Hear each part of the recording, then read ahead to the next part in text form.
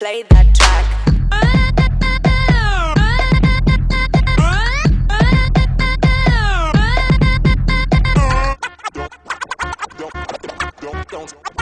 Don't stop.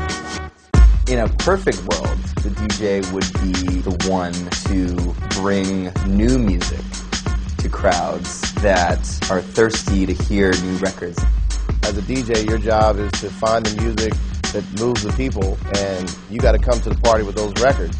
I've been collecting vinyl since I was a kid. It's an addiction worse than crack. I have to dig through records weekly or I go insane. Don't stop. I got into DJing growing up in San Francisco, being in high school in the late 90s. The culture at the time was really vibrant.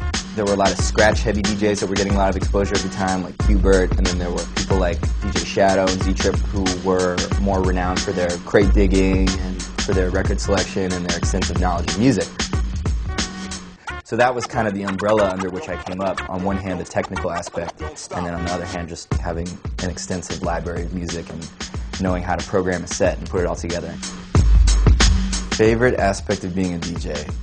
I've gotten to travel. I've done all kinds of crazy events that I definitely would have not had access to. DJing with Faison Love and Jamie Foxx just right there, just bobbing their heads like, yeah, really pretty good. Okay, oh my God, you know. The DJ is there to just make people happy. I still shop for records. I like going to the used bins first because a lot of times people, they make mistakes when they're pricing stuff. You want to take it out, handle it by the label and by the edge. A really beat up record is skated on. Like it looks like somebody came through with a pair of ice skates. And then obviously if you buy a sealed record that's unopened, you know it's going to be in mint condition. Just even saying the words mint condition, I feel like the biggest nerd of all time. But you know, collecting records is really nerdy. Like, it's not cool. And my tastes are like really weird. I like late 70s jazz fusion. You go talk to a bunch of other DJs, they're not gonna like that stuff. A lot of times if I find something, I'll figure out where I think it can go. And then you just have to pick a time and try it. I enjoy the risk. You know, I want to be the guy who can say, remember where you heard it first.